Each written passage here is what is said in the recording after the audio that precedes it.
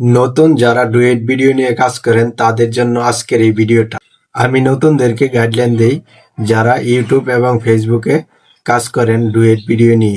আমি এই উদ্দেশ্য করে এই ইউটিউব চ্যানেলটা খুলেছি। কিভাবে আপনি সঠিক নিয়মে ডুয়েট ভিডিও এডিটিং করবেন এই বিষয়টা আমি আজকের এই ভিডিওতে আপনাদেরকে দেখিয়ে দিব।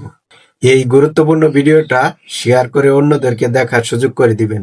ডিয়ার ভিউয়ার্স, সঠিক নিয়মে ডুয়েট ভিডিও এডিটিং করতে পারলে ফেসবুক এবং কি প্রোফাইলে আপনারা যদি সারা জীবন ডুয়েট ভিডিও এডিটিং করে কাজ করেন, আপনাদের কোনো সময় কপিরাইট আসবে না এবং কি পলিসি ইস্যু আসবে না এবং কি মনিটাইজেশন ক্যান্সেল হবে না।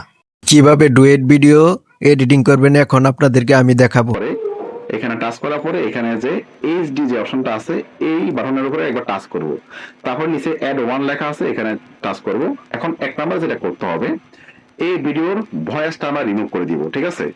সো এখানে আমরা ভয়েস রিমুভার যে অপশনটা আছে, এই যে এক্সট্রাক্ট অডিও, এখানে এই এক্সট্রাক্ট অডিও এখানে টাচ করলে অডিওটা এই ভিডিও থেকে আলাদা হয়ে যাবে। এখন আমরা অডিও উপরে টাচ করলে এখানে ডিলিট যে অপশনটা আছে, অডিওটা একেবারে এই ভিডিও থেকে ডিলিট করে দিব।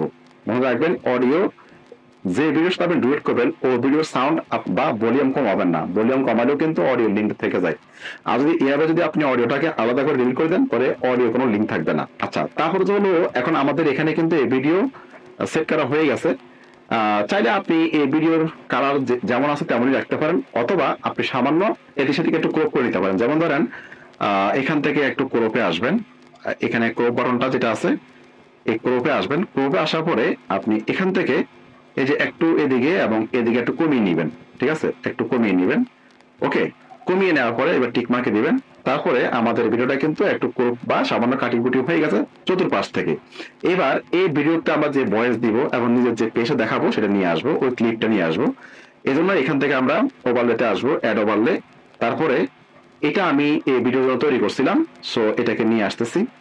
নিয়ে আসার পরে এখন এক নাম্বার যেটা করতে হবে, আমার ভিডিওটা আমি একটু শেপ করে নিব। যেমন এই অংশটাকে বাড়তি যে অংশটা আছে এই অংশটা আমি রাখতে চাচ্ছি না, এটাকে আমি টেনে একটু কাটিং করে ফেলবো। অথবা এখানে স্পিড আছে, স্পিডে টাচ করলে কিন্তু এটা কাটিং হয়ে যাবে, ঠিক আছে? এই স্পিড টাচ করলে। তো এখন আমি যেটা করবো সেটা হলো এই যে এখানে যে ব্যাকগ্রাউন্ড আছে এটা রিমুভ করে দিব। এখানে ব্যাকগ্রাউন্ড রিমুভ করার জন্য রিমুভ বিজি যে অপশনটা আছে এখানে টাচ করলে অটোমেটিক রিমুভ হয়ে যাবে। এখন এই যে ব্যাকগ্রাউন্ডটা আমরা রিমুভ করে এখানে একটু বড় বসা দিলাম।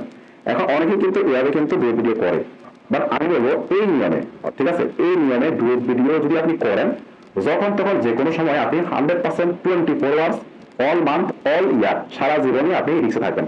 যখন তখন আপনার ভিডিওতে পলিসি ইস্যু, কপিরাইট স্ট্রাইক এবং কপিরাইট, এছাড়াও আপনার মনিটাইজেশন ক্যান্সেল হতে পারে, পেজ সাসপেন্ড হতে পারে, তবে নিশ্চয়তা নাই, যখন তখন হতে পারে। কারণ এই ফেসবুকের যে গাইডলাইন কিন্তু এআই করতে পারে নাই, ঠিক আছে?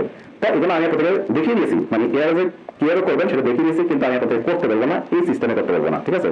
কারণ এটা ফেসবুকের সঠিক গাইডলাইন না যে অন্যের ভিডিওর উপরে আপনার শুধু একটা পেজ বসিয়ে দিবেন আর ভিডিও ছেড়ে দিবেন। এআই ফেসবুক করতে পারে নাই, কারণ এআই কিন্তু করলে সময়টা অনেক কম লাগে, তেমন একটা এডিটিং করা লাগে না, ঠিক আছে? তো এবার আমি এখান থেকে বেরিয়ে যাবো। বেরিয়ে যাওয়ার পরে দুই নম্বর যে অপশনটা বা দুই নম্বর যে সিস্টেমটা, সেখানে যাওয়ার জন্য নিউ প্রজেক্টে টাচ করলাম। এবং এই সিস্টেমে আপনাকে এক নাম্বার লেয়ার হিসেবে আপনার নিজের অরিজিনাল ভিডিওটা নিয়ে আসতে হবে। তা আমি আমার নিজের অরিজিনাল ভিডিও এই যে এক নম্বরে এই যে এইচডি এখানে টাচ করার পরে অ্যাড ওয়ান এখানে এই এক নম্বর লেয়ার হিসেবে নিয়ে আসলাম, ঠিক আছে? এখন আমি দুই নম্বর লেয়ারটা নিয়ে আসবো। দুই নম্বর লেয়ার নিয়ে আসার জন্য এবার এখান থেকে অ্যাড ওভারলে যাবো, এরপরে অ্যাড ওভারলে, তারপরে দেখুন এইটাকে নিয়ে আসবো। এখন দুই নম্বর লেয়ার হিসেবে আমরা এটাকে নিয়ে আসবো। নিয়ে আসার পরে এবার আমরা এক নম্বরে এই ভিডিওটাকে আমরা ফেসবুকের গাইডলাইন অনুযায়ী রুলস অনুযায়ী আমরা 50% ক্রপিং করে ফেলবো, ঠিক আছে? তো ক্রপ করার জন্য আমরা এখান থেকে ক্রপ যে অপশনটা আছে এই ক্রপটা আমরা বাছাই করে এমনভাবে ক্রপ করবো যাতে করে ভিডিওর মূল সাবজেক্ট, মূল বিষয়বস্তু যেন দর্শক সঠিকভাবে দেখতে পারে। তো নিচের থেকে কিছু অংশ এবং উপর থেকে কিছু অংশ আমরা কেটে নিবো। এখান থেকে আরেকটু কেটে নিবো, আর কেটে নিলাম, আর এখান থেকে আরেকটু আমরা এই অবজেক্টটা এখানে রেখে দিব। মানে প্রত্যেকটা ভিডিওর কিন্তু এই ক্রপিংটা কিন্তু একরকম হবে না। আপনি চেষ্টা করবেন এমন ভিডিও চুজ করার জন্য, এমন ভিডিও ডাউনলোড করার জন্য যে ভিডিওর মূল অবজেক্টটা দর্শক পরিমাণ দেখতে পারে। মনে রাখবেন, একটা ভিডিওতে মানে ডুয়েট ভিডিওতে সবচেয়ে বেশি ভিউজ আসে যদি আপনি যতটা সম্ভব ওই ভিডিওর মূল অবজেক্টটাকে আপনি যদি সঠিকভাবে দর্শকের সামনে তুলে ধরতে পারেন, ঠিক আছে? তো এখান থেকে আমরা এখন টিক মার্ক দিয়ে বের হয়ে যাবো।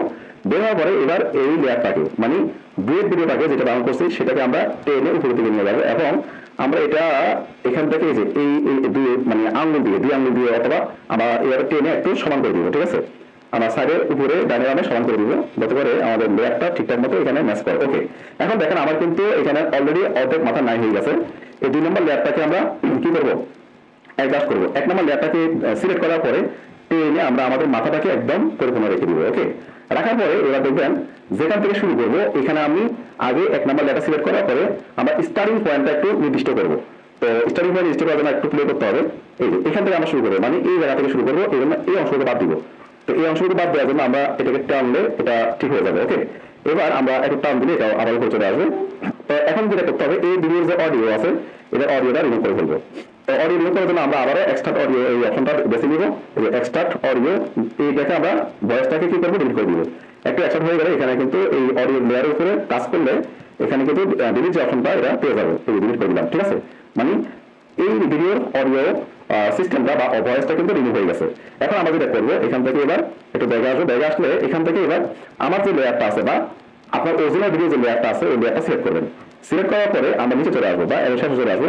দেখেন এই ভিডিওর মানে যে ভিডিওটা আপনি ডাউনলোড করেছেন ওই ভিডিওর শেষ যে পয়েন্টটা ওটা সিলেক্ট করবেন। এটা সিলেক্ট করার পরে আমরা এবার উপরে যে পয়েন্টটা আছে, উপরে যে লেয়ারটা আছে 1 নম্বর লেয়ার, এটাকে এই বরাবর নিয়ে আসবো। নিয়ে আসার পরে এটা আমরা এবার এখান থেকে স্প্লিট করে দিব, কেটে ফেলবো, ঠিক আছে। এই যে উপরে যে লেয়ারটা আছে এটা আমরা কেটে ফেলবো। তো এটা কেটে ফেললে আমাদের ভিডিওটা কি হয়ে যাবে, এখন আমরা এখানে ডিলিট যে অপশনটা আছে ডিলিট করে দিব, ঠিক আছে। এটা ডিলিট করে দিলাম। তো এখন আমরা এখান থেকে একটু বড় কাটতে হবে। ওকে, এটা আমাদের সমান হয়ে গেল এবং উপরে নিচে একদম সমান হয়ে গেল। ওকে, এবার আমাদের যে ভিডিওটা, এই ভিডিওটাকে আমরা একটু সামান্য হালকা এডিট করে একটু আকর্ষণটা বাড়াতে পারি। তো এই জন্য আমরা এখান থেকে অ্যাডজাস্ট যে অপশনটা আছে এখানে প্রবেশ করবো। তারপরে এখানে ব্রাইটনেস আছে, একটু ব্রাইটনেসটা বাড়িয়ে নিব।